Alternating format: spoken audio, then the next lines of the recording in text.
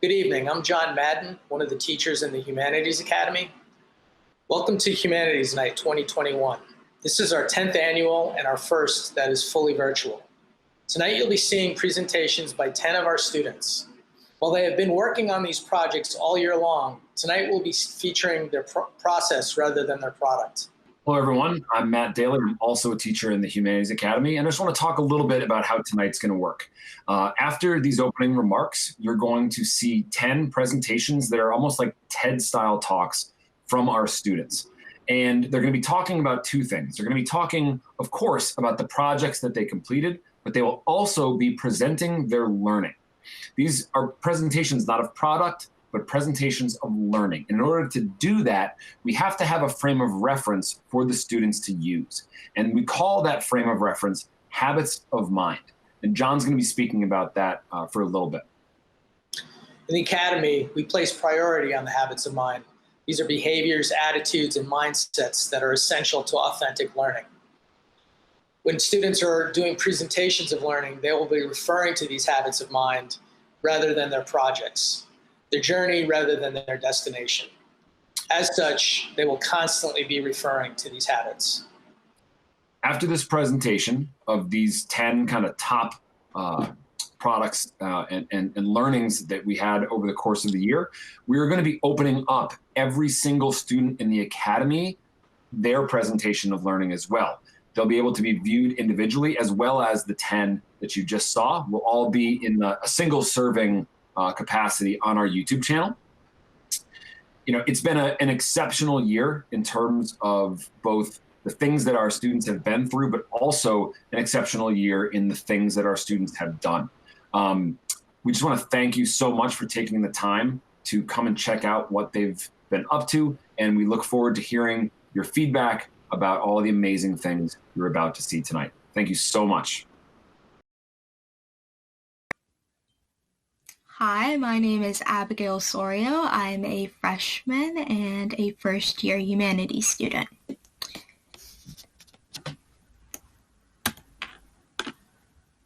When Mr. Daly said that we had to start thinking about and picking our projects, I was reading The Hate You Give by Angie Thomas for the 5th time. The novel was written back in 2017. It's about a teenage girl who combats racism and police brutality after witnessing her childhood friend get shot by a cop. At the same time that I was reading this novel, George Floyd's death was very recent. I would go on social media and read through comments of people lacking empathy towards the situation, and it was pretty frustrating. That's when I realized that I wanted to do something with books that spread awareness on issues in society today. Books that could teach us to be more empathetic towards these serious issues. I realized that there are so many books out there in which their main purpose is to do just that. Spread awareness on these important topics and issues. Some of those topics and issues being racial injustice, sexual abuse, bullying, body negativity, etc. I was really excited about this project, and one of the first things I did was DM some authors on Instagram so that I could get some feedback on my project idea. The only author that responded was Amber Smith. She was incredibly nice and loved my idea. She said that if I ever needed anything, she'd be there and to keep her updated, and I did. I also attended many Zoom meetings she would hold where she'd talk about her book, The Way I Used to Be, which is a book about a girl who was sexually abused right before high school and how much it affected her life. Those talks during the meetings were honestly one of the most powerful and inspirational talks I've ever heard. I've been to meetings where survivors would share their story and talk about how much Amber's book meant to them. Amber was a huge help, and the people I met and talked to were very encouraging. Also, throughout the year, I kept on reading and doing my own research on issues such as sexual abuse and body negativity. I worked on presentations with my research displayed, thinking that I'd end up using it all sometime during my project, and never really did. One was on sexual violence in the book The Way I Used to Be, and another was just a thread on my favorite books and why I think people should read them. I definitely feel like I rushed into making these presentations, and that's something that I've learned about myself. I tend to rush into things a bit too quickly. I got bored quickly, and I didn't have that motivation to keep on adding the information I was learning onto these slides. I found that I just enjoyed reading about it and talking about it with others. One of the last things I did during this year was create an Instagram account for my project where I plan to post consistently. I only have one post up there. It's something I posted back in April, which was Sexual Assault Awareness and Prevention Month. I created a thread on books people can read to learn more about sexual assault experiences and hopefully inspire them to take action. A few things I wanted to do with my project was create a book club where I'd be able to talk about these books and compare the issues in it to real life. I also wanted to create crew necks that had something to do with each book and sell them to people in my book club. Then all the proceeds would go to an organization that targets and solves the issue presented in the book. I started a lot of planning and did a lot of research on different ways I could start a book club during a pandemic, but never really got to it. I also talked to Mr. Daly about my crew neck idea, and he told me that my project would then be turning into a business project, and I really didn't want to go there. There were still so many questions that needed to be answered, and it just seemed pretty unrealistic at the time, considering I wasn't sure where the money would come from and how I would create these crew necks. Around the time I finished creating the Instagram account, I had feedback night, and that's where everything changed and I started to realize a lot. During feedback night, people were asking me how my project was different from other projects and organizations in the country doing the same thing. That's where I planned to go with my project, and I couldn't really answer that question at the time. So after feedback night, I started to think about where I was heading with this whole thing. I went on Instagram and found projects and organizations similar to my project with millions of followers. I thought about the presentations I made and how I never even used them. I thought about how much I love to read, but didn't really enjoy putting all of that knowledge into words in presentations because I'd much rather just tell you what I know in person.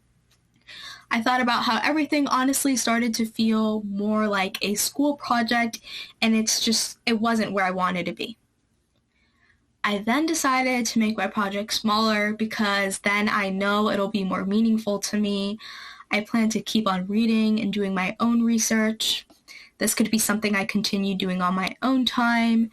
In addition to this little project, I want to start something new. I plan on thinking about different possibilities over summer break. Maybe it'll sort of be a self-help project because I know I still have so much to work on. I still plan on incorporating service and activism into it because they're still truly very important to me. When it comes to the habits of mine that I've improved on during the course of this year, I could probably mention all of them. I think one huge one is accountability. I mentioned that those presentations I made were never really used, and the Instagram account I made was also sort of a failure considering not many viewed my first post. I also never really got to making a book club. I rushed into things without planning it out all carefully. I believe that I did succeed, though, when it comes to everything I learned this year. That's where the habit of mind of confidence comes in. Confidence is something that I've always struggled with. I tended to doubt things when things didn't go the way I wanted them to. But just because I've decided to make this project smaller doesn't mean I haven't improved in the confidence area. I know that I now do have faith in my existing capabilities, and I'm excited to bring everything I've learned my first year into my second. I don't know what my project will look like next year, but I know I'll be able to find something, fingers crossed. Going off accountability and confidence, I've also improved on reflectiveness. I've looked back at all the mistakes I've made while working on my project, and I've thought about ways I can improve in my next project. One thing I plan on not doing is rush into things a bit too quickly. I plan on taking my time going through the planning process. I plan on working harder to improve my persistence and responsibility as well. The last habit of mine I want to mention is gratitude. There are so many things I am grateful for, including all the wonderful people I have met throughout this year. I'm grateful because although I never got to really far, I learned so much rereading and doing my own research. Hello, my name is Hannah Cochran. I'm a 9th grader in the Humanities Academy. A lot of people have switched around between projects, uncertain of what they really wanted to do. But since the beginning of the year, I've been doing something really meaningful to me, and I've carried it out all the way up until now. I had a small icebreakers project I was doing with a classmate, but that didn't initiate as much change as we had hoped. So now I am writing a book.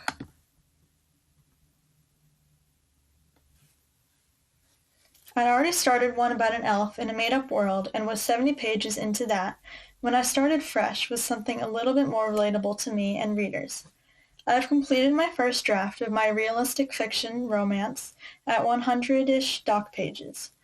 A lot of people probably think that writing a novel and publishing it before the end of high school is one of those big dreams kids can have but never have the patience or time or skill to do. But although I have yet to publish my book, I basically completed it and proved to those people, as well as myself, that it can be done. The reason I chose this project is because I absolutely love writing. I love a ton of things, but with writing I can translate all that onto the page to spread my love and experiences to others and relive all my favorite things in text. Also, in truth, writing a book at the beginning of the year seemed like a good personal project that I could slip by with without talking to others too much or reaching out were I to do a community-type project. But especially now in the editing phase, I realize it's a collaborative effort and has been the entire time. Sometimes I'll run sentences or ideas past my sister, or I'll start ranting about England and the Norman Conquest or random philosophical factors of my book. Honestly, as time-consuming as it's been, this has been a really fun year. So even though I didn't start with a huge vision in mind, I have learned so much from writing this book and dream one day it will be on the shelf for you to read. And this is the opening short untitled poem of my book, because it's kind of a multimedia book, so there's going to be quotes from different songs and poems I've written, as well as traditional chapters. So, how did I do it? The design thinking process, for those who aren't familiar with it, is to empathize, define, ideate, make a prototype, and test. During each step, we reflect on our progress as well. To empathize in my project, it wasn't going out and talking to a ton of people to understand their sides of the story, as I might for more of a community-based project. But I did do a lot of listening to people talk about their life, and trying to observe people's actions or opinions to get a well-rounded scope on the world and all the different characters in my book. This inspired the plot and the setting. Second, I defined what my book was actually about, although the empathize step overlaps with this as well. I figured out how I envisioned my book, the plot, etc. Later on, revisiting this step again, I decided I would make each chapter title a song that encompassed the mood of the chapter based on my main character's love of music, as well as my own. I also wrote character bios and random notes for scene ideas on Post-its and the orange journal on the screen, and a timeline for my plot, though most of these things shifted over time. Now I have a draft of my book, and I'm testing it on my friends and family to gain feedback and their feelings from reading it. The rest of the process is continuously in play.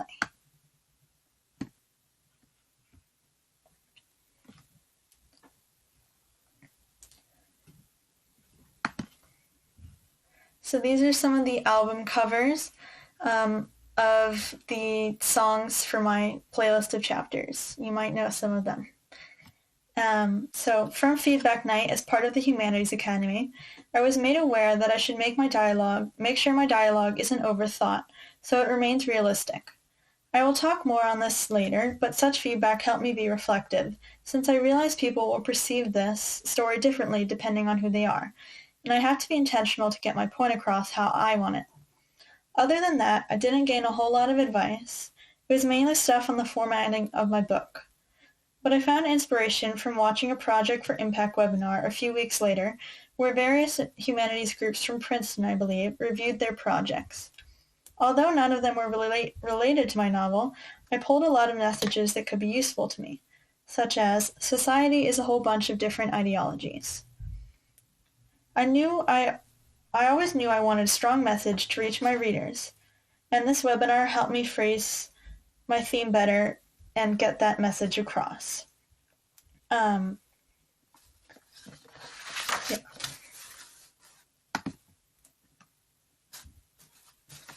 Next, habits of mind. These are things we've improved on mentally throughout our processes. While I was preparing this, I thought, I don't really want the world to know my sexuality. I can just slide by without mentioning anything, which would be great, except that would mean leaving out a large part of the growth I've done. And since the whole point of this book is to be honest and confident in yourself, as well as to look past stereotypes and our narrow definitions of normal, I must disclose that I am bisexual. And I think I've done a great job growing as that person. With this in mind, my patience and maturity have improved recently, and before that, my confidence, intrinsic motivation, resourcefulness, reflectiveness, and honesty.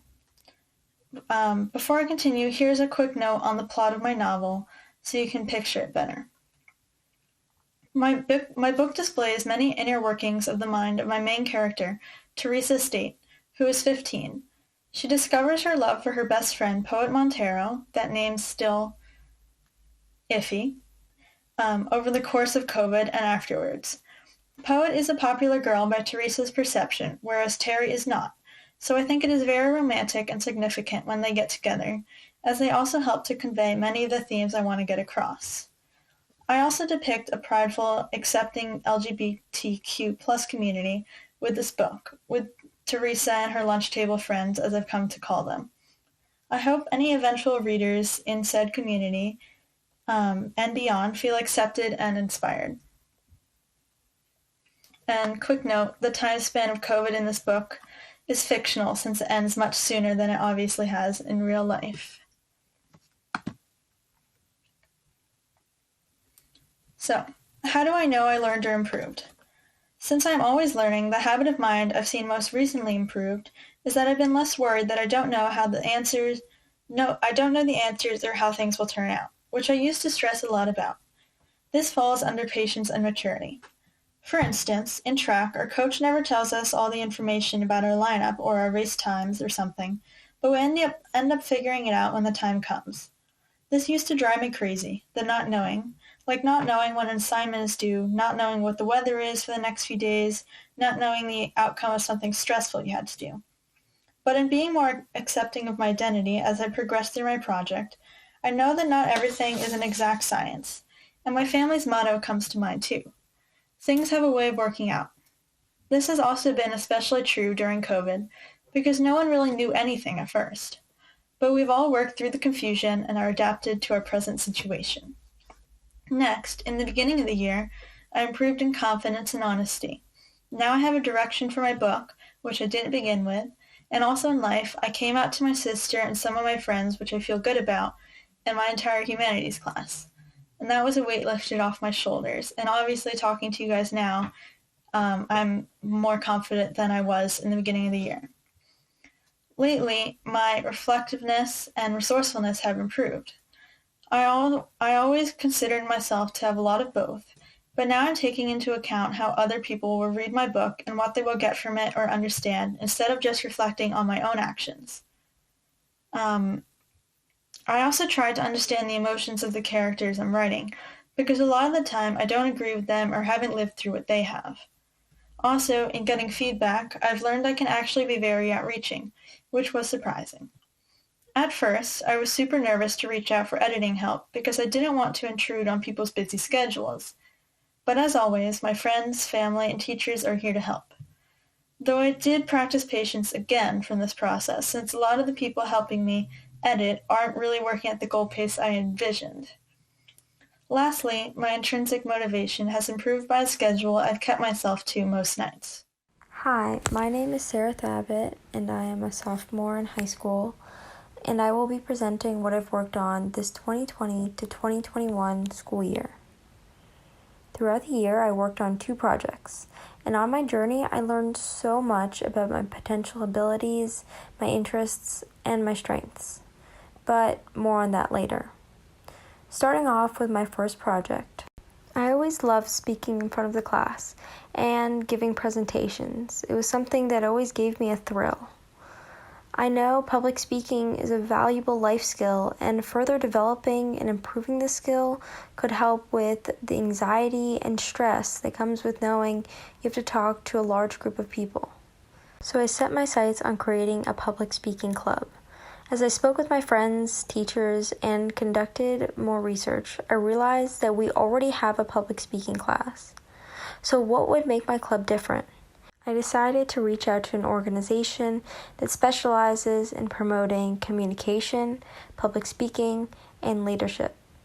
They're called Toastmasters.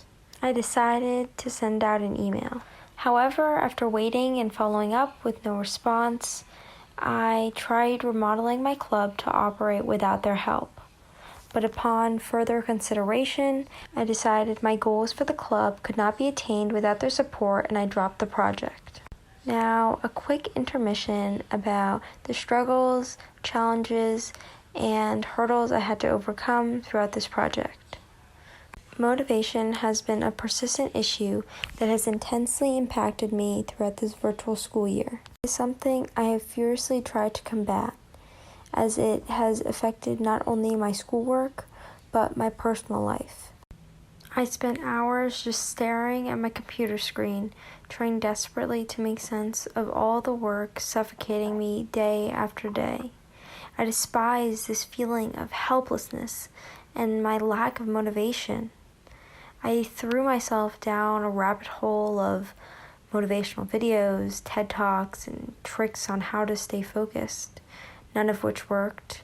And then, during one of my shameful 3-hour watching YouTube videos to avoid doing homework sessions, I happened to stumble upon a video about someone's morning routine. And essentially, they would wake up at 4 a.m., shower, and then exercise and start working. This intrigued me, and I decided to give it a try. I wanted to attempt to accomplish most of my goals for the year, and part of which was exercising and getting my homework done before school started. I created a routine that I was able to brainlessly follow, which left no room for distracting thoughts. The stability and consistency in my mornings are something I craved, as the pandemic had created so many unexpected obstacles and hurdles within my everyday life. Okay, now that that's out of the way, on to project number 2. This is my current project and is something I'm planning to work on throughout the rest of high school.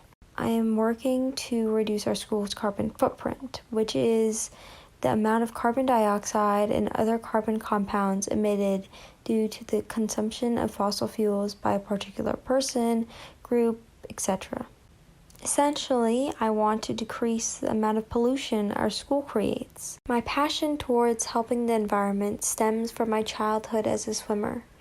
I always felt at home and safe in the water. As I got older, my interest in the ocean and its inhabitants increased, and I learned about the problems the animals, their habitats, and the environment is facing. As much as I would want to devote all my time to decreasing the pollution in the water, I believe before tackling the ocean pollution issue, we must first reduce the amount of pollution we are creating. This is why I decided to focus on reducing our carbon footprint within our town and tackle smaller issues first. I started off my project by narrowing down my focus from the entire environmental issue to just our school, and later to specifically trying to make small, cost-effective improvements. My aim is to make small transitions within the school in a manner that won't be a burden to our administration and district. After deciding I wanted to find appliances we could implement within the school, I went on to conduct research, both within my community and through articles, documentaries, and videos. After a lot of research, I compiled the list of possible things our school might be able to use and went through each one, making sure that they were not going to be a burden. One of the ones I'll show you today is called the Blade. I know, fancy name. What the Blade does is it attaches to the tailpipe of the vehicle. In my case, I want to use it on our school buses and filters the gas coming out. It basically reduces the amount of pollution going into our atmosphere. This gadget is something that perfectly embodies my goal with this project. It is something small, not too pricey, and isn't a hassle to install. Not only that, but it also increases the vehicle's fuel efficiency by 10 to 30%. And I mean, who doesn't love to save on gas? Am I right? It's expensive. Moving on to my habits of mind. The first habit I'll be talking about is open-mindedness. Especially throughout my current project, I have had to speak with so many different people and learn to take criticism and accept others' input without immediately disregarding their ideas. I've adapted to approach new ideas with an open mindset. This allowed me to take bits and pieces of new ideas and improve my project. The second habit of mine I'll be talking about is humility. The environmental issue I'm tackling in this project is so grand that I have to understand that I don't know and will never know everything there is about this topic. I am repeatedly humbled when I learn more about the topic and what is being done to help solve these issues. Furthermore, I know I have improved in my ability to be resourceful because throughout the year I struggled to stay on task and keep in mind why I was doing my project. However, as I reflected upon the actions and environments that led me to get off task and also to get back on task, I was able to use the tools I have at my disposal to create the best space for me to work. I switched up my schedule and my workspace, which allowed me to make strides in my current project. Lastly, I'll be talking about patience. This is a project I am really excited about and something I wanted to get off the ground relatively quickly. But as I created the timeline for my project, I realized I need a good amount of time to research before I can take action. I made my timeline more realistic, and being more patient with myself allowed me to make better progress. That's it for my project. Thank you so much for watching. Hi, today I'll be explaining my Humanities project.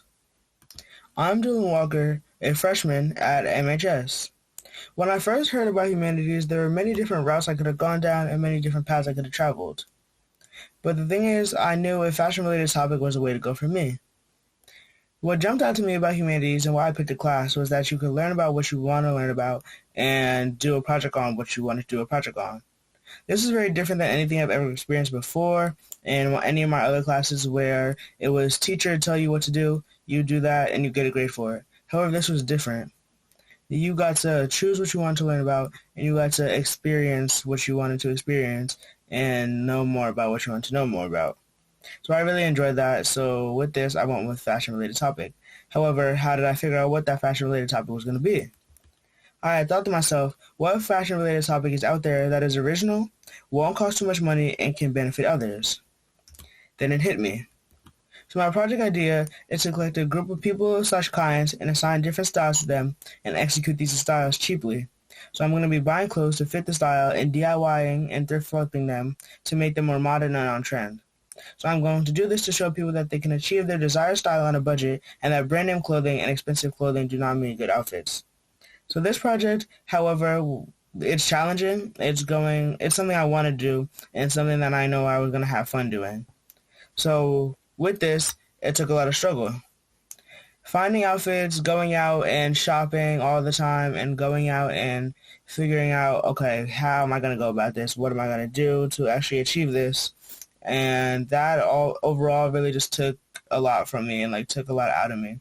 And majority of that was because of procrastination.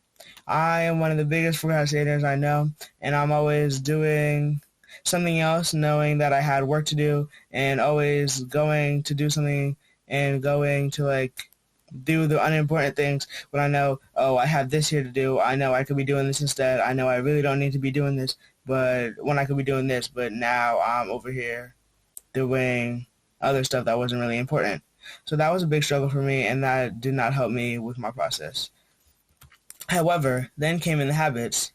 I showed these 4 habits a lot throughout the process. So these habits are open-mindedness, humility, courage, and self-reliance. I showed humility a lot because I would also get mad at myself when I would find myself doing what I knew I wasn't supposed to be doing at the time. Whether it was on my phone, watching videos, watching YouTube about stuff that had like no relevance at the time, when I could have been working on my humanities project and could have been making it better. I would often beat myself up because of this, and I would think to myself, what are you doing? You have so much work to do. You have so much to accomplish before the end of the year. You need to go at that and get that done. So humility played a big role in that. So then there was courage. I would show courage when I would pat myself on the back and think to myself, you're brave enough that you can do this. You have the ability to get this project done and do it well. So this courage really like helped me a lot through the project, and really just like taught me like, you have the ability to do what you want to do. You have the ability to get done what you want to get done. So it's all up to you. It's not on, you can't blame it on anybody. You can't force it on anybody, but it's up to you, and you need to have that courage in order to get what you want to have done. So this also ties into self-reliance, because I had to rely on myself a lot for this project, whether it was funds or whether it was mentally or whether it was physically, because all of the money and all of the clothes that were bought for this project came out of my wallet and came out of my pocket. And all the time that was spent going out to shopping or going out to the thrift store came from my time when I could have been doing other stuff. So then comes in open-mindedness, and open-mindedness played a big role in my project, because during the shopping and during the going out and finding stuff, I had to be really open-minded about what I wanted, because there's a whole lot that I could have done that really just like, there was no specific guide. So open-mindedness played a big role, because I was like, okay, wait, if I get this, I can use it for this, and I could like change it, or I could cut it and sew it in this way to make it different and make it fit what I needed to fit, and like move stuff around and stay open-minded about what I really wanted to do. So then I put together this different styles that I wanted to accomplish, and made inspo boards for each and every one that I was going to be styling, and put those together so I could have something to present. So first is streetwear. I'm doing streetwear, and this basically is baggy clothes, baggy tees, baggy like graphics. Streetwear consists of mainly baggy, just like everything. As you can see from the inspo, all the clothes are mainly just like not tight fitting, like you don't see skinny jeans on here and stuff like that. We also have cottagecore. This is more like olden days, like Little House on the Prairie type vibe, I guess you could call it. And this is just like old, like going to a picnic type stuff, that I guess you could say. Then we have the Hindi/hippie aesthetic. So this is just more of like flowy clothes. This is like go with the flow type, stereotypical hippie, I guess you could say. Then we have Soft Boy, which is basically like all over TikTok. I'm not sure if you're familiar with that, but TikTok is basically a streaming app where you can like put out different videos. So Soft Boys are all over there, and like I guess like the collar shirt, the sweatshirt, and like the khakis are a big thing on there. We have the bougie aesthetic, which is basically like going out to dinner, night out in the city, and like just stuff like that. We have ethereal, which is kind of like cottagecore, but like the more like fairy and magical version to it. And it also is like princess and stuff like that. So I thought that was really cool. So that was one of these things that I picked for another one of my clients. Then there's the athletic and jock aesthetic, which basically I just kept picturing I basically just kept picturing the High School Musical basketball cast, and just thought like picture that, envision that, just like copy that in a sense. Then we have the 70s retro style, which is basically, I was just thinking bell bottoms, flare jeans, holder tops, all that for that. Then we have the eco aesthetic, which is basically just like all black, a lot of silver jewelry, a lot of just like dark colors, I guess you could say, and a lot of just overall darkness, which you could also call goth in some like senses. So then Mr. Daly introduced me to Jocelyn Higgins. So she is a marketing agent at iRobot, and what she was called in for was to help me figure out how to market my styling services. So as you just saw, I had all these different styles that I was gonna go out and find and take those as adaptations and use those as inspo to buy new outfits and style my friends in those outfits. So she helped me figure out, how do I get the word out about what I'm doing? How do I let people know, like, oh, okay, I can style you. I can have that ability to go out and buy stuff in case if you want to dress a certain way, I can like help you do that. So she helped me figure out how to do that, how to get the word out. And this was through the Market Street Mission. The Market Street Mission is the thrift store that I went to a lot. I got a majority of the outfits from there. I spent a lot of time there, and I was just going through rack by rack, just like finding clothes I could use for this project. And so her idea was to use the Market Street Mission and me and like partner together basically. So as I promote the Market Street Mission as such a great thrift store and such a great place that people should go to, they help me promote and like show like my styling services, and like will show that like so that I know what I'm doing and that like I can like help you achieve the style that you want to achieve. So basically, after many months of working and many months of putting effort in, the outfits are complete. So stay tuned for those because they will be coming out shortly.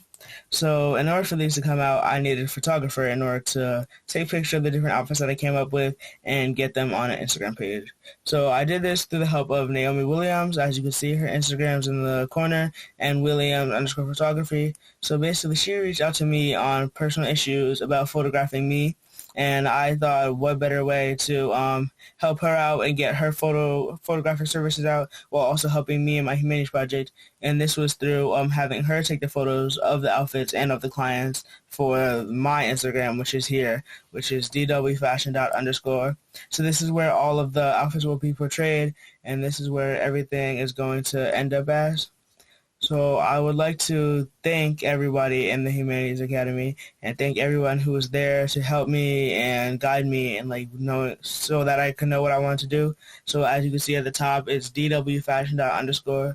So go check that out because that's where I'll have all the outfits set up when they're all done and photographed or whatever. So those will be coming soon. And I'll have more updates on those on the page. So definitely go follow that. And thank you for watching. A little bit about me. Hi. My name is Julian Lorenzo, and I am a junior, and this is my third year in the Humanities Academy. So, the habits of mind. The habits of mind that I've been working on throughout my project are staying open-minded, being reflective, confident, accountable, patient, persistent, and having intrinsic motivation. So, first we have to start where my project began, and that was last year in March, when COVID-19 hit and I found myself in quarantine, just like everyone else. So, early stages of COVID. When everyone was in quarantine, I found myself playing tons of video games and spending countless hours on my phone and computer watching TikToks and movies. I was stuck in my house all day and I was eating tons of junk food. It was unhealthy, it wasn't productive, and I was just wasting valuable time. After a while, I got bored of this and I came to the realization that I had all this time in my hands and I was using it so poorly. I might never have this amount of time again, so let's make sure I use it correctly and I learn something from it and it benefits me.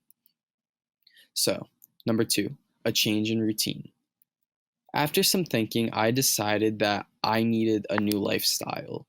And my focus became to better myself physically and mentally. I always wanted to, and I felt like now was the perfect time since I had all this time. So I began eating healthier, working out, and keeping an open and positive mindset. And of course, this didn't happen all at once. It took lots of time, and here's a timeline on the steps I took to get where I'm at now. So in March, quarantine hit.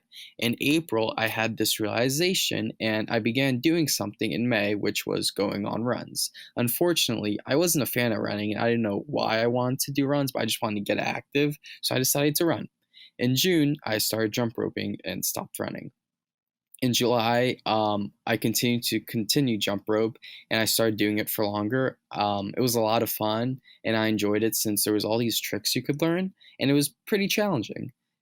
In August, I began doing 40-minute jump rope workouts, and I began tracking my calories using MyFitnessPal. In September, I was faced with a problem of school starting, and I wanted to jump rope. I love jump roping to start my day, and I figured the only way I could do this is if I woke up early. So I decided to start waking up at 4:55 in the morning to jump rope before school. In October, I began lifting, and I continued to skip, which is just another word for jump roping. In November, I unfortunately had to take a break from jump roping since it was too cold outside in my garage, and I just wasn't able to do it. So in December, I began lifting every day, switching between upper body and lower body. In January, February, and March, I continued this. And in April, I started to skip again and I eased up on lifting. All right. So my new diet, or AKA lifestyle, I tried to stay away from the word diet since I'm not a big fan of it. When I think of diet, I think of something temporary, and often I feel diets don't last or they're super quick. A lifestyle lasts forever, and that's what I'm trying to accomplish, something that'll resonate with me for my whole life. So my new lifestyle meant I had to start eating healthier. So I found foods that I enjoyed but were also really healthy. For example, chicken, fish, fruit, salad, yogurt, granola, rice, eggs, avocado, and water. Lots of water. That's really important. So I have some tips that I've kept in mind throughout my journey, and they are: it doesn't have to be the healthiest item, just healthier. For example, sometimes I'm going out to eat with friends and I can't get something super healthy, but I can get something healthier than the other thing. Like, for example, I could get a grilled chicken sandwich instead of pizza or just something like that. Second is to eat in moderation. For example, instead of eating 4 slices of pizza, only eat 2 or 1. And third is eat foods that will keep you full and know what foods are better for you than others. Here are some pictures of my meals that are my go-tos. These have become my favorite meals over the past few months. On the left, we have a parfait with strawberries, blueberries, granola, and yogurt. In the middle, we just have a chicken salad. And to the right, we have some chicken fried rice. Here is pictures of my workout equipment. On the left is in my basement. I have a little home gym, which is awesome. And I have some weights. I have a bench, a nice mirror, and then to the right is all my jump rope equipment. I have different weighted ropes. I have a weighted I have a weighted vest and a jump rope mat to jump on. All right, number 3, struggles faced. So, fortunately, I didn't have that many struggles throughout this journey. I think one of them was motivation. However, in November and March, I didn't work out as many days as I did every other month, which I thought was pretty interesting. And maybe that had something to do with just what was going on in my personal life, or just school got harder and was more stressful. And secondly was weather, and I had to stop jump roping for a few months because of it. And yeah, that's really it. In a short amount of time, I became very determined to achieve my goals, and I didn't let much get in my way. Number 4 is how I stayed motivated. How to stay motivated. These are some tips that I would like to share that also helped me along the way. And number 1 is to celebrate the little things, celebrate the little accomplishments so you can enjoy the big accomplishments. Second is continually switch up your routine. This helps me because if I get bored of something, I'm not going to want to do it. So I always try to keep my workouts fun and enjoyable. Third is, which is also correlates to number 2, is just make it fun. Enjoy what you're doing. You want to be there. You want to do that. So have fun with it. Fourth is plan out your day in advance, know what you're going to do. And this is something that was really helpful for me so I could have better time management and not make excuses like, oh, I don't have time to do this. Because if I planned out my day before the night before, then I would have time to do it. 5 is some achievements and data. So here's my weight loss journey. My starting weight was 175 pounds, which I weighed myself when a little bit before I first began in March.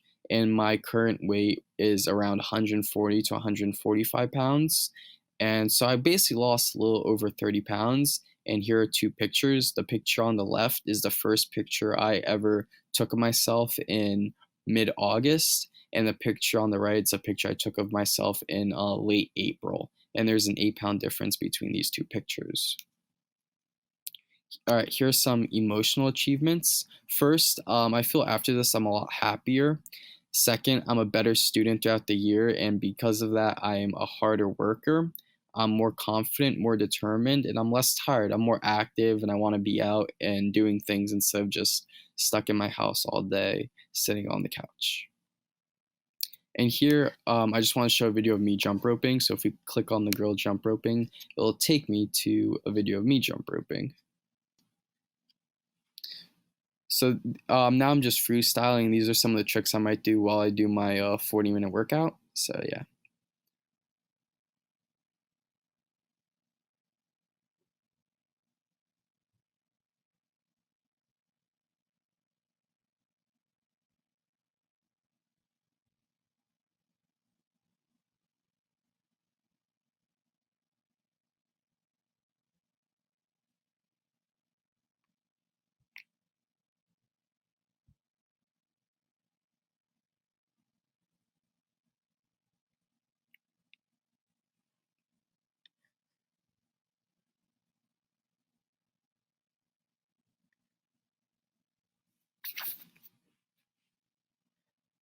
All right.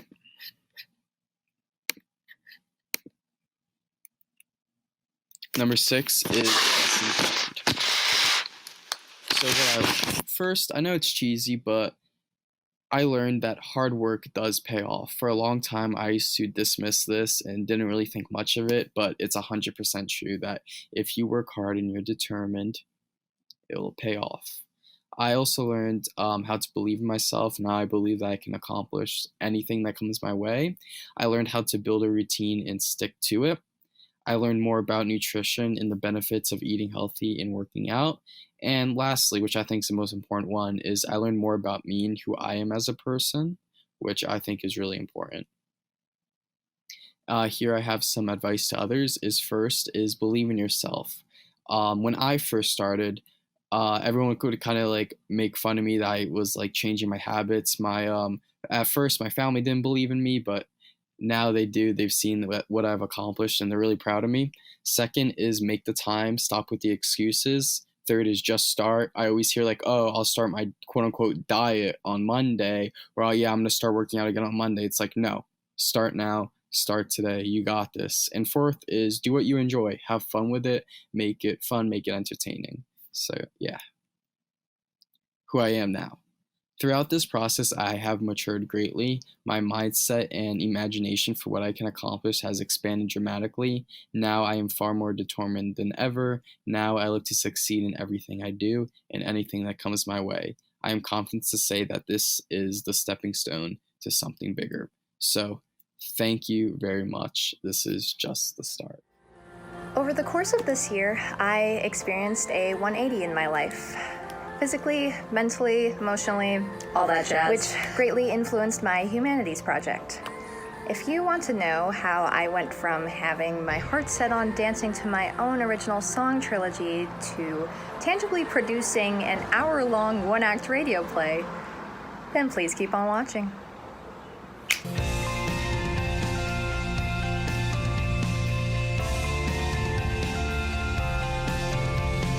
In, I believe, the summer of my sophomore year, I stumbled upon a video by a YouTuber I liked at the time, Gabby Hanna. Turns out it was a music video for an original song she wrote. And there are spurts throughout it where she, without lip syncing along, is just dancing to the music. In that moment, I thought that was the coolest concept. I'd never really seen someone solely dancing to their own song without lip syncing. Like they were competing in a dance competition and their song just happened to be the one that played in a company. From there on out, I saved the idea in the back of my mind, promising to fulfill my desire of dancing along to an original song of mine as my epic end-all be-all senior year project. Once senior year hit, however, the vision I had my eyes set on for the year's project gradually dissipated. I was in a much different headspace in autumn, overwhelmed by the state of the world and paralyzed in fear. I thought I had a really good opportunity to use this song and dance project as a creative outlet. As the season and year went on, however, for time's sake, I'll just say my mental health luckily improved drastically, and this project grew irrelevant for me. I kept pushing for it, though, for quite some time, even though I knew I wasn't into it.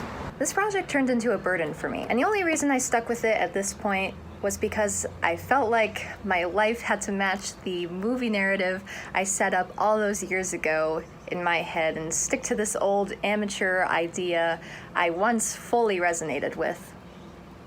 And I won't get far in life if I keep repeating this habit. About 3.5 months ago, I was given the opportunity to get directly involved in Del Barton's One Act Festival.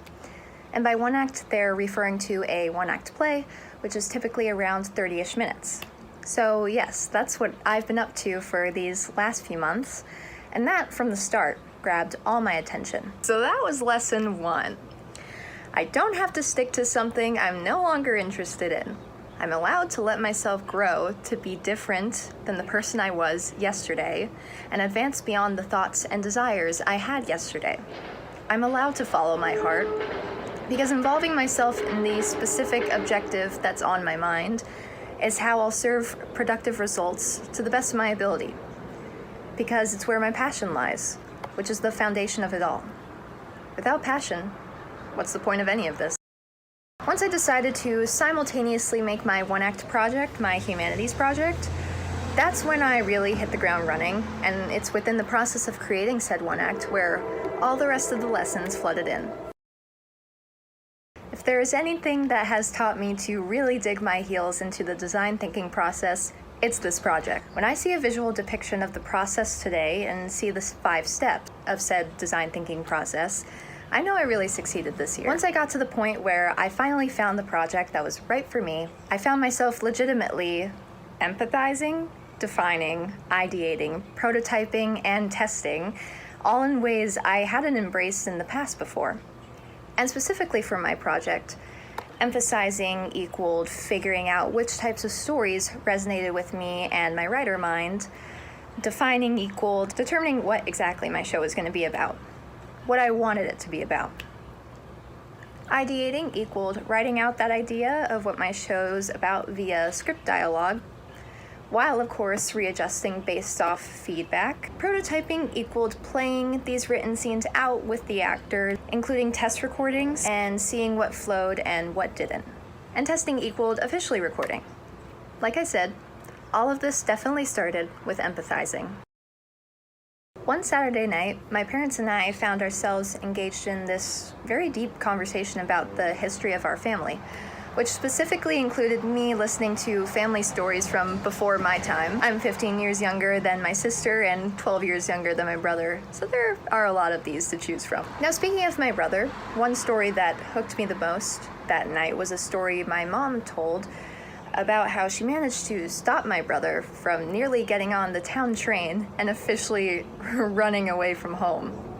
Yikes. The thing she said that got me thinking about it for a while afterwards was how that's the one thing she regrets about parenting my brother, how she didn't just let him go. Because she feels like a lot of things might be different right now if she had let him run off and have his chance to get the rebellious side out of him. After the end of our talk, I went upstairs and found myself not being able to stop thinking about it, following that raw feeling in my gut after hearing my mom's story, really listening to it. That's what got me my show story. Whoa! Habits of mind to note within this stage include the following: empathy. Like I said, I felt empathetic, especially via the story my mom told me, and how much I allowed myself to realize that story struck a chord within me, you know? So I'd also written a piece for my creative writing class that I'd really resonated with, and for both this and the idea my mom's anecdote gave me for a story, I thought, man, I really wish I could just put these out there somehow. When this opportunity to write for One Acts came up, even though I truly didn't know what I was getting myself into whatsoever, I once again followed that raw feeling in my gut and told the director I had material to bounce off of for developing an official script. From there, it was really a non-stop grind.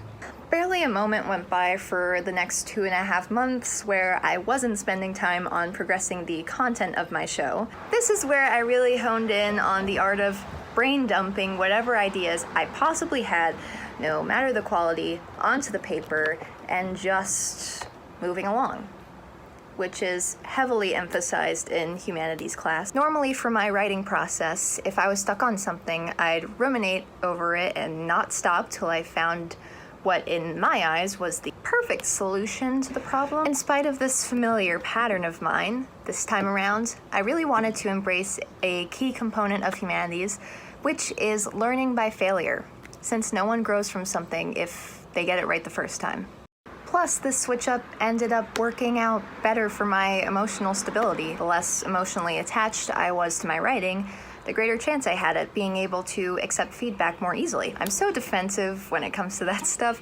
I've internally dramatized feedback in the past to the point where I think to myself, I'm being attacked right now. This time, I pushed myself to show authentically rough drafts. Like I said, it was easier to accept feedback this way, to my surprise, because I often agreed with the changes people suggested for me to make.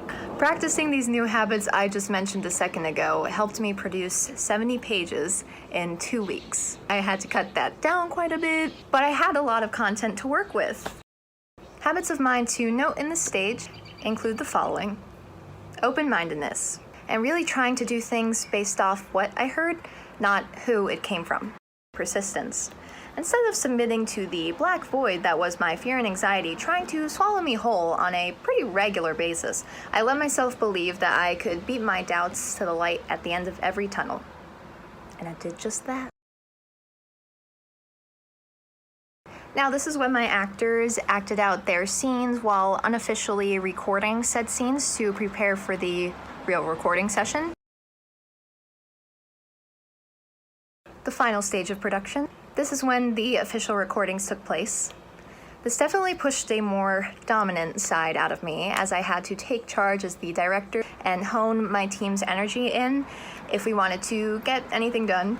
There were also many complications during the recording process, which included one of my actors having so many conflicts with our schedule that they ended up having to record the vast majority of their lines at home on their phone instead of at Del Barton with a something $100 mic the school purchased solely for these productions.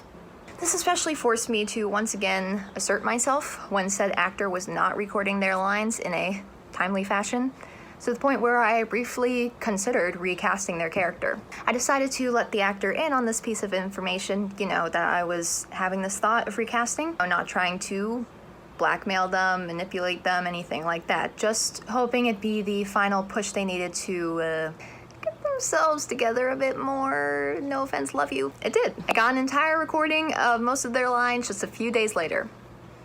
Point to me.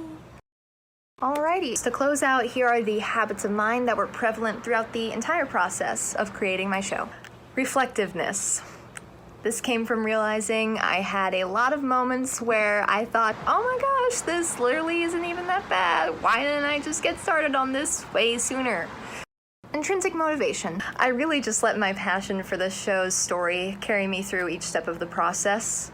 That was a huge motivator, genuinely. Even the moments where I felt like I was on the edge of snapping out of total annoyance from this project altogether. Love that for me. Lastly, courage. One of the most, if not the most, prevalent habit of mine during my journey by far. The amount of times I'd prepare for a virtual or in-person rehearsal and feel my heart doing flip-flops is immeasurable. I had plenty of moments where emotionally I was a complete and utter train wreck. Moments where I feared what the actors would say about certain scenes. Moments where I constantly second-guessed myself, my authority, my entire purpose in putting on the show. Moments where I thought to myself, why couldn't you just let yourself coast for these last few months, dog? Is it supposed to be this hard doing something you care so much about? The answer is yes. Yes, it is. Because in those moments, I had to recenter myself and embrace this mantra. Life begins at the end of your comfort zone. By realizing I went out of my way to grow further as a person during the second half of my senior year, a time where no one really expects a whole lot out of you. You know, the fact that I just have this innate desire to grow constantly truly made me realize just how much ambition I hold inside of me, how hungry I am to get all that I can out of life, even if it means facing some of my biggest fears on a daily basis. Going into life after high school, I'm forever grateful I had this amazing opportunity to gain a newfound sense of leadership like never before. Soon, it'll be up to me to advocate for myself. And through these lessons I've learned, I feel more prepared than ever. Thanks for watching.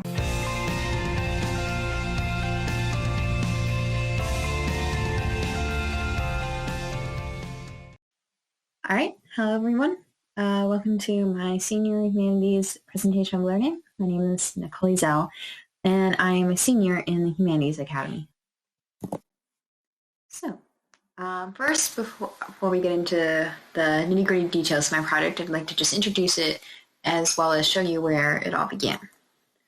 So, first, my project was sort of a 2-year project in a way. So I'll tell you about junior year, and then I'll get into what my project has become now. So in junior year, I started out researching children in the criminal justice system after reading the book Just Mercy by Brian Stevenson, a really good book. I'd highly recommend it if you would have the time to read it, because it's fantastic. It completely changed my perspective on the criminal justice system.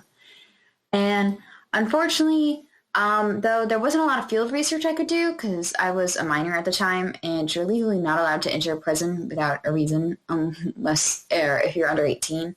So I mostly stuck to just reading articles and watching documentaries, which, while definitely made me cry a bit, it wasn't all that effective. So I eventually transitioned. When I transitioned into senior year, my project shifted a little bit over time as well. In junior year, I kind of ended up focusing on racism in the system more than anything else, because due to how society perceives Black children, they tend to be in more jail than kids of other ethnicities. So kind of ended up focusing on them. And then as I couldn't enter prisons, I kind of just ended up not focusing on prisons, criminal justice system, and decided to just kind of broaden my topic to racism and anti-racism work.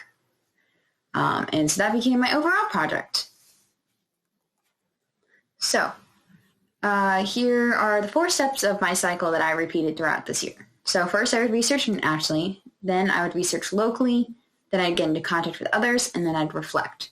However, by the end of this, I kind of ended up not using this kind of a good introduction. Like the cycle was a good introduction to my topic, but by the end of the year, I kind of had more focused goals and didn't repeat my cycle as much, but definitely served as a really good basis for the beginning of my project of senior year.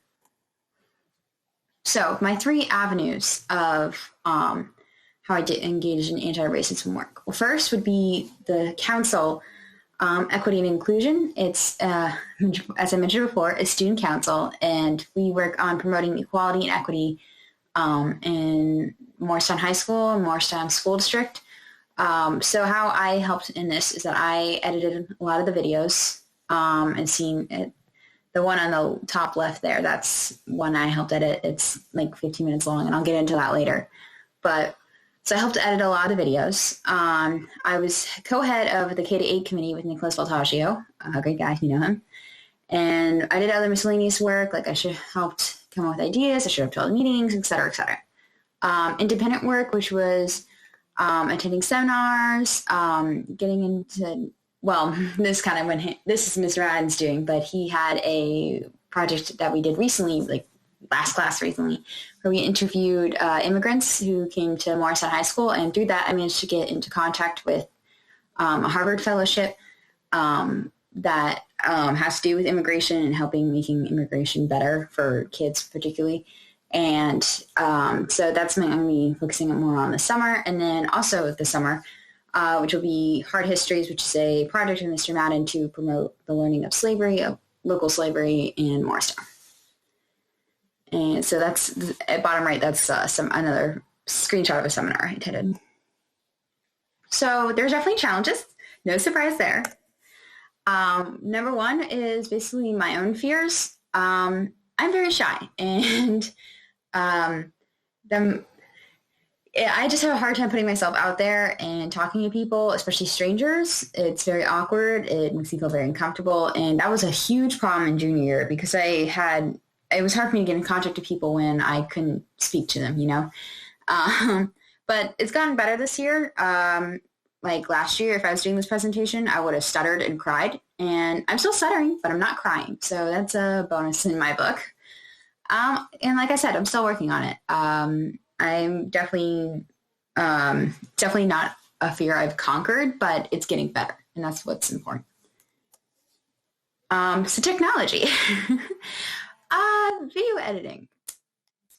I enjoy it. It was probably one of the things I've done most this year because it's a good way to help, and it's using my skills and resources to help, right?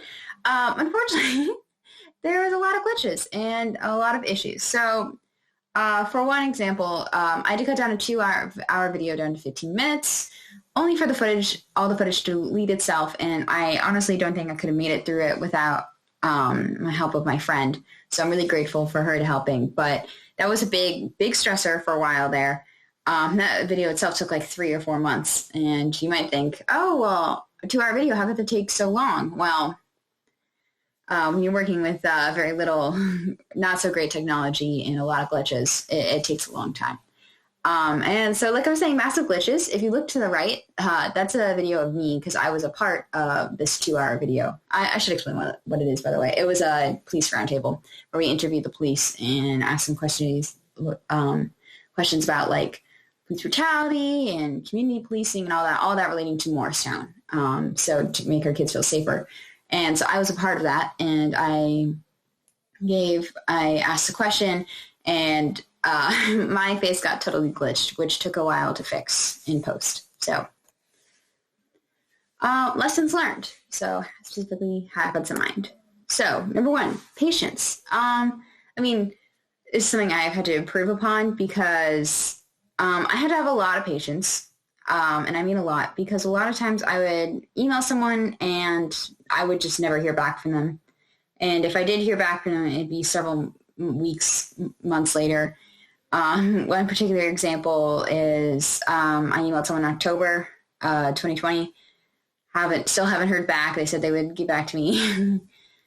It's just stuff like that, and that's not me calling out the person or berating them for not getting back to me. That's just something that happens, especially in the adult world where you have a lot of responsibilities, and I had to go through that a lot, especially because until recently I was a minor and I wasn't taken very seriously. So it's just something that happens, and I had to get used to that and really work on my patience and just keeping my cool, especially and I'll talk about that one later. So another thing was open-mindedness. I had to be willing to try different things and put myself out there, even when I didn't want to. In particular, I would attend open forums, and when I had to, and I'm, like I said, I'm very shy. I don't like talking to people I don't really know, and I would have to discuss big issues, controversial issues, in front of 30 plus people, and that was nerve-wracking for me. I stutter a lot, as you can tell right now. I say like a lot, and it's really nerve-wracking to talk, even if 30 people isn't a whole lot in the grand scheme of things. It felt like it a lot to me, so I had to keep an open mind about that and still continue to do it and try it. And even if I messed up, I just had to grin and bear it, because everyone messes up.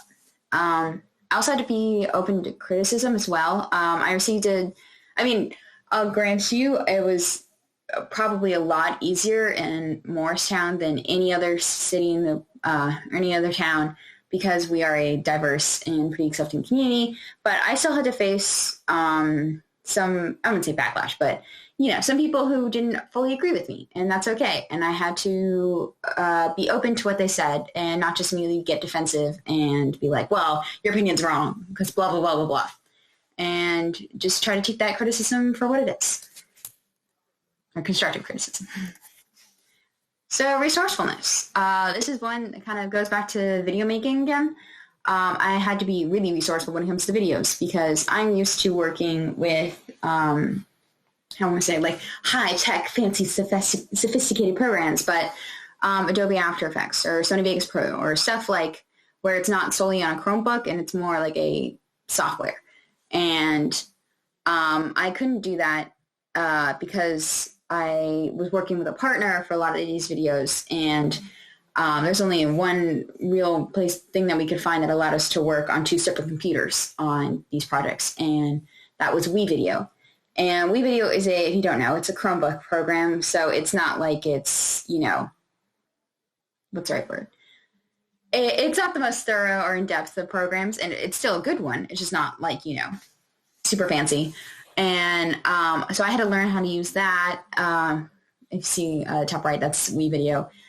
It was fairly intuitive. It went pretty smoothly, other than we did have a lot of glitches, and that's where the whole camera replacing footage, had to replace all the footage thing came in. And that was just something I just had to deal with and be resourceful when it came to that. So, and then also networking, like I said, talking to people. And one particular thing, I mentioned this before when I was talking about the immigrants fellowship in Harvard. I had to reach out to the woman who was connecting me to the fellowship. And that was, I think, pretty resourceful. It was good. And I'm going to be working on more on that this summer. So is this the end? Is this where my project ends?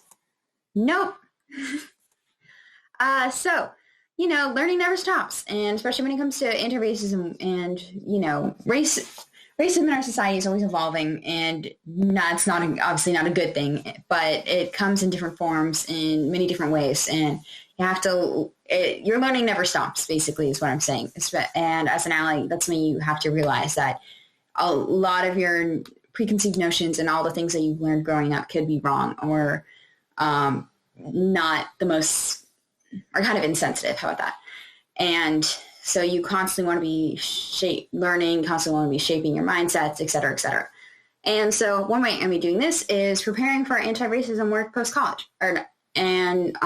So my college that I'm attending has a pre-law program, or sort of a program, a pre-law track kind of, where they will help you get into law school. And that's what I want to do. I want to plan to go to law school and be able to help the unfortunate or people who are affected by racism, and try to make the criminal justice system in particular, because that is, at the end of the day, my biggest passion.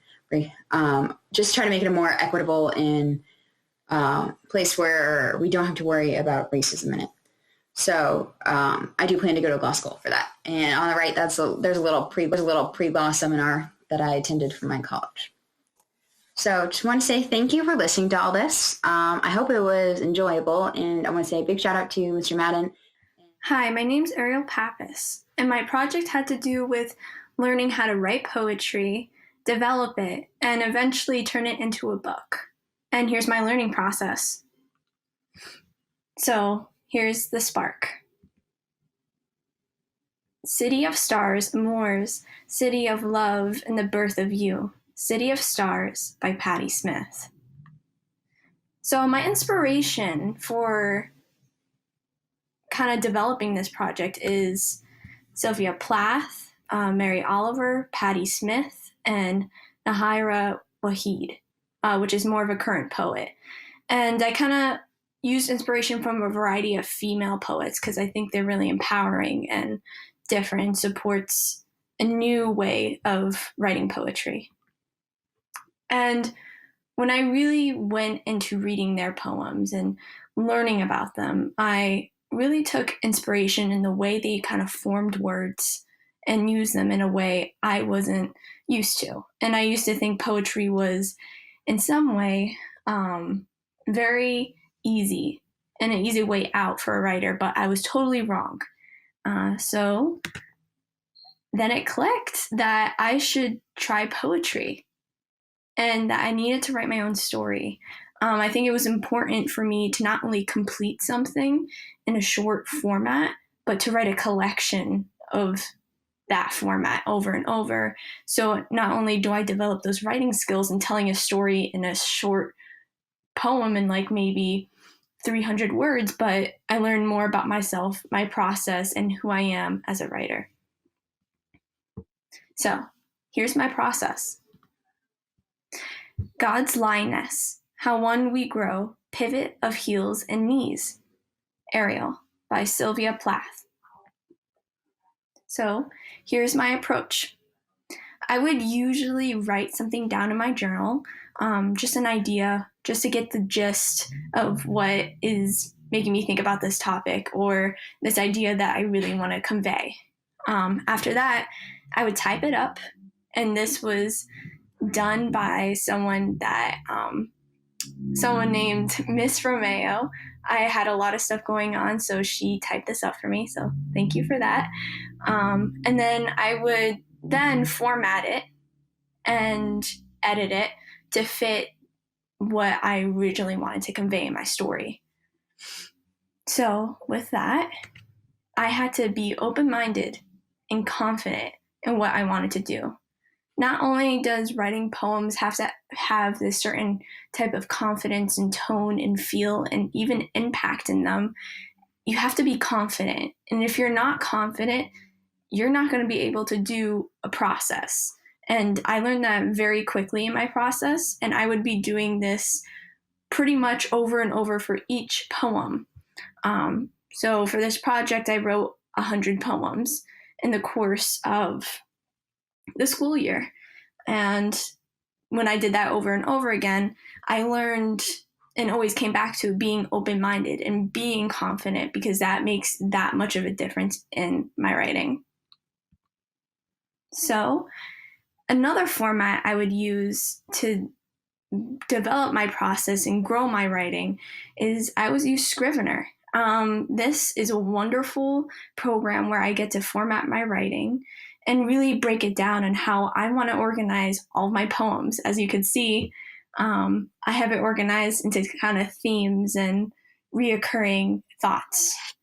In the beginning, before I did this more formal format, I would usually divide everything by 10 poems, no order in particular, but more about the act of me consistently writing, consistently tracking them down, and keeping organized while I was trying to write 100 poems.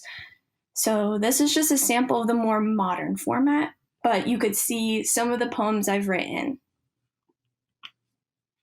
All right, so the third step is feedback, which I would argue is also part of my process, but I also have to argue that it's even the biggest part of my process. So I think it deserves to have its own little section. Be easy. Take your time. You're coming home to yourself. Nahira Waheed. So communication, I have to say, was one of the biggest parts of my project, and the feedback aspect of it, to be specific. Not only did I reach out to Lori Gross, which this is her feedback to some of my poems, so I'm really thankful for her. I reached out to multiple people, like Lori Gross. I reached out to Mr. Daly. I even let Mr. Madden read some of my work. And other people from other groups I'm in. So it's really an honor to get feedback and communicate, because not only did I learn flexibility, I learned how to be persistent in my writing.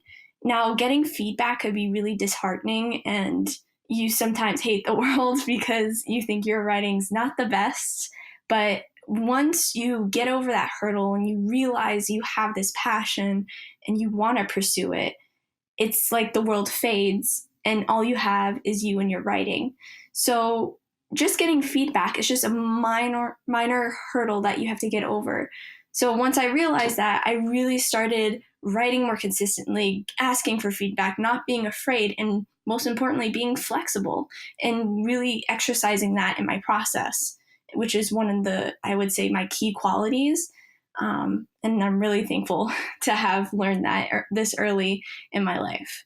And that is to say that persistence is also humongous, because not only do I have to rely on myself, but it's persisting even though there is doubt and there's challenges and all of that depressing stuff. So being persistent in COVID and in writing is extremely important. And I'm very thankful that I got to learn that during this period of time, because honestly, in the future, if I did this project, I don't think I would have been as successful as I am now. All right, so moving forward. The world offers itself to your imagination, called to you like the wild geese, harsh and exciting over and over, announcing your place in the family of things. Wild Geese by Mary Oliver. So, I have written the 100 poems, and I am now editing them and formatting my book and officially titling it, which I'm very excited about. I'm going to be using the pen name Thora E. Kingsley, and the title of the book will go along the lines of Undone in Blue, which I'm very excited about. As I'm exploring this separate process and doing that, I have some publishers in mind. So I'm looking into BOA Editions, Steel Toe Books, and Four Way Books. All of these are summer contests where I can apply even as a 17-year-old girl, which is very hard to find. So I'm going to be kind of competing in those this summer. If I do get into one of them and I do get published, I will publish it through the traditional route. If not, I am going to publish or self-publish. Just as a side note, and an ending to this presentation, I want to leave it on a good note and say I am still writing, even though I have finished my 100 poems, because I'm a writer and I'm eager to write more and learn more about myself and to develop my process better, because I always think it never ends. So I actually got an Alpha Smart Neo, which is a very old machine that used to be used for younger audiences to learn how to type, and not intended at all for writers, but has gone back into fashion. It really peaked its popularity last year when all these writers would get this machine and write usually 80,000 word like novellas or novels. So I'm really excited to work on this. I have been writing way more because it doesn't have the internet, obviously. It's been out of season since like 2013, and I would be writing way more than I am when I'm distracted on a computer or on my phone. So I am writing a novel on this Neo Alpha Smart, and I am excited for what's to come next for me. So obviously I still have much more to write in this story and in my poetry book, but I find through my process, through my flexibility, persistence, open-mindedness, and curiosity, that I could still continue writing and use the same process I have for poetry for novel writing, even though they may seem like polar opposites. So I think it's really exciting for me to travel in this way, in this journey. So thank you for listening to my presentation. I hope you enjoyed it, and I hope you have an awesome day. Hi, I'm Patrick Schneider, and this is my Humanities POL. I want to take you chronologically through my project so that I can showcase how my thoughts around my project changed throughout the year. My initial project was based around the idea of expanding accessibility to music education, My project last year was based around music, and I wanted to stick with that theme, just less in a creative aspect. So my project was to collect and donate instruments to underprivileged children in Morristown. This would involve raising money and buying instruments. They wouldn't be unbelievably expensive, but instruments that people could get started with music, and then also to start a buddy program where a high school student would teach an instrument to some of these children. Going into the planning stages, I recognized that this was an ambitious project, so I wanted to spend a lot of time planning it out before I got started. So I emailed a lot of local people who could help me, from Deidre's house to the neighborhood house, and a lot of teachers at our school. And I asked music teachers for advice on musical instruments and teaching methods, which would be applicable later on in the buddy program. I also wanted, because it was around Christmas, I wanted to use Christmas to basically guilt trip people into donating. And especially in the beginning, I wasn't too worried about the buddy program. My main concern early on was getting the instruments to the kids. Almost immediately into the execution portion of my project, I realized nobody was responding to my emails except for the teachers, so anybody from Deidre's house or the neighborhood house was not responding, and I really was just asking for advice, not even contacts. I also realized there was logistical problems for fundraising. It was going to be more work than I bargained for, and the administration would be far more involved in it than I was thinking they would need to be. And I ended up developing an I'm just a kid mindset, where I felt because I was a kid, doing anything extraordinary or reaching out to adults was impossible, and they didn't owe me anything. In January, I came across an ad for a company called Power Changes Lives, which was running an almost identical program where they were donating instruments to underprivileged children across the country, and then having volunteers teach lessons virtually once a week in classes of 6 kids. This ended up being less work for me, but in the end, I felt less connected to it because I was doing less work. I was really just teaching. But it was really almost identical to what I was trying to do. It was donating instruments and getting more kids involved in an otherwise difficult to get into hobby. And I ended up getting 2 articles about me written in the patch. Currently, I'm still working with this company, but I'm starting to realize problems with the organization and how it's run. It's still very clearly in its infancy, and the boss does not play any instruments, so she can't really relate to the problems that the teachers are having in terms of large classes being taught virtually is not a great environment to be teaching new music students. The class sizes are way too large, and the virtual environment does not help at all. And I've had numerous situations with students with learning disabilities having to quit their class, not because of any fault of mine, but because it really just was not helping the students. Let's take a look at some of the outcomes and the products of my project. Some of the products, and most of them are not tangible, are students have accomplished a lot of growth. I feel like, honestly, the students have learned more than I feel like I would have as a student. I have 2 articles written about me in local papers, both of which I will link at the end of the presentation.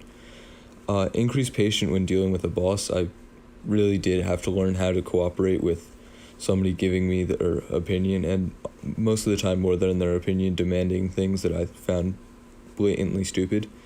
And an increased knowledge of working over Zoom. As a student, I really haven't had to engage with teaching or running a Zoom call, so it was beneficial to learn how to work with people in more stressful environments. Here's just a screenshot of both of the articles. Both of them actually, funny enough, lied about my age, my grade, and how long I've been playing piano. According to the articles, I'm an 18-year-old senior who's been playing piano for 10 years, when I'm a 17-year-old junior who's been playing piano for 5 years, so I just found that really funny, and I laugh about that kind of often. Looking back at some of my earlier journals, I found a brief paragraph that was just talking about what I hoped to get out of my project and what I hoped to learn, and it really came down to how to cold call people. That was something I was really nervous about in the beginning. Organizing logistically complex campaigns, and and how to teach virtually. That was something I was curious about in the beginning of the year, and I did end up learning how to teach virtually. That was something that I definitely got out of this, how to be more patient and how to run a virtual environment. I also learned how to keep my eyes open for new opportunities.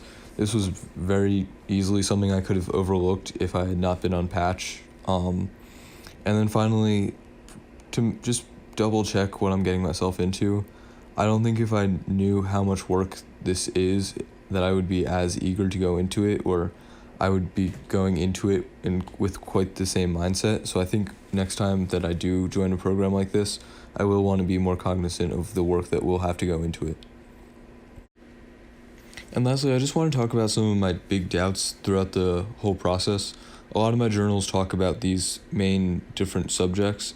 First off, I mentioned this earlier in my project, I'm just a kid. The idea that because I'm just a 17-year-old kid that adults don't owe me anything, and that it's almost acceptable for an adult not to respond to my emails. The second idea was, where do I go from here? I found that a lot of my journals touched on this, not really knowing who I should email or what I should do about not being emailed back. And this, I think, really led to almost laziness because I was not sure what to do next, so I just kind of froze. The third idea is, does joining a program make my work less valuable or less commendable? While I did not go into this project at all looking for praise or articles or anything like that, I was concerned that because I was joining a program that I would have absolutely nothing to do with it, and that in and of itself would make me personally kind of upset. But talking with Sophia Licardi, who also had to join a program, I realized that as long as my goal was being met, I was perfectly content with what was happening. I was also kind of worried at one point because my parents put the articles on the fridge that having a tangible pat on the back would change my motives and change my mindset around why I was doing this, from genuinely wanting to help out in the community to wanting the praise. But I realized Mr. Mann and I talked about it, and it really ended up not changing anything whatsoever. They sat on the fridge for a week. I didn't even look at them, and then they got taken down, and I have not thought about them until this presentation. In a similar regard, there is a stipend that I will supposedly be getting, and I was worried that getting that stipend would become the goal instead of, again, helping the community. But really, I'm not even sure if the stipend exists or if that was just a rumored thing that my boss was trying to achieve for us. And I, again, have not thought about it since.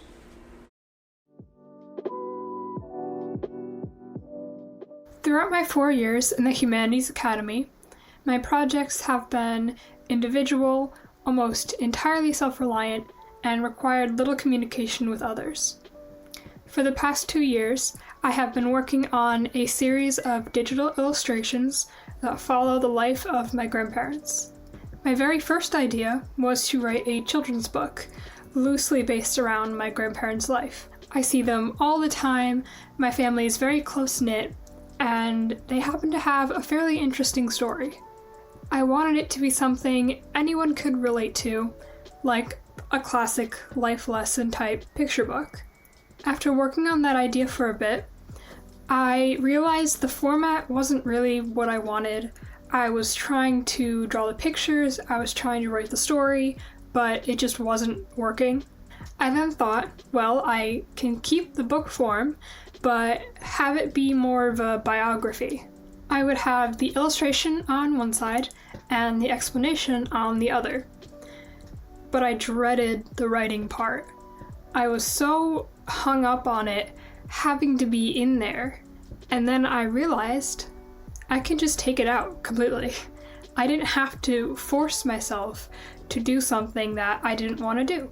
So I decided I would tell the story through only illustrations.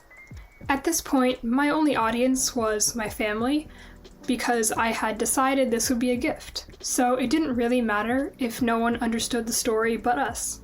I began setting up a vague timeline of what I wanted to include and how I wanted to include it. It developed into 4 distinct chapters. The first chapter is the period after my grandfather's birth throughout his childhood. The lack of color and the blurred faces show a disconnect between himself and the love of a family. He was born in Canada and came here as a baby, though he didn't know this until much farther on. He wasn't born at a hospital. He was born at what was called the Ideal Maternity Home in Nova Scotia, Canada. The couple who owned the home were claiming to be medical professionals, but in fact were not. This was a place for unwed mothers to have their children, which the home would then illegally sell to American families. Children that became more costly to keep alive than profitable in the long run were slowly starved to death and buried in butter boxes. That's why they're known today as the butterbox babies. The second chapter starts when he met my grandmother in their teen years. The vibrant colors are to emphasize the shift in mental state he experienced when they first started dating. He became part of a new family that has led to my existence. The third chapter is the period after they married in their early 20s up until my grandpa discovered his origin story. They were in their 50s at this point. After a series of absurd coincidences, they learned about the maternity home and reconnected with family members and other survivors. The last chapter is short. There are no sketches because it won't be a drawing. Instead, it will be a giant collection of photos from all of the places my grandparents have been. My grandfather was also diagnosed with multiple sclerosis around the time when he found out he was adopted. They've spent their savings traveling the world, continuing to live life how it should be lived, despite everything. Doing this kind of project requires empathy, maturity, and courage. I chose to work with real people, real stories that dealt with sensitive subjects. The process of going through each version of the story I talked about earlier was explained in just a few sentences, but took such a long time to complete. I couldn't figure out how I wanted the story to look, what to include, what to leave out. I felt very lost, which caused a rapidly decreasing desire to work on it. Every now and then I'd have a sudden burst of inspiration, but I'd always hit a wall and go back to stagnancy. I was overwhelmed and scared to ask for help because I felt like I would be letting everyone down if I admitted that I didn't know what to do. I thought that I should have had everything figured out, especially because I was comparing myself to other people in the class who seemed to have it all worked out. I kept encountering, and still keep encountering, this strange discomfort and embarrassment whenever I try to explain what I'm working on to someone else. It happens in any situation where I need to have a degree of vulnerability. I'm reluctant to show in-progress work because I only ever want to show a polished, perfected version of myself. Any art I make is an extension of myself. Whether it's there or not, I constantly feel judgment from anyone I discuss ideas with or explain ideas to. Rationally, I know that's not what happens most of the time, but it still felt that way. I've been mindful of this feeling for a long time, but I couldn't figure out why I was behaving like this until very recently. I'd been experiencing that frustrating, unfounded embarrassment at some level for a while, but it became the most intense with humanities. I've taken various art classes that require feedback with each piece, and at the higher levels we do full class critiques. As a student, you also have more autonomy over assignments as you get to the higher level classes. I found that as my autonomy increased, my anxiety increased as well. That's why I think that feeling became far more noticeable with this project. It's all my own. I have no rubric to hide behind, nothing to deflect criticism onto. It's just my ideas laid out plainly for everyone to see. So now I've started to draw connections between little habits I have.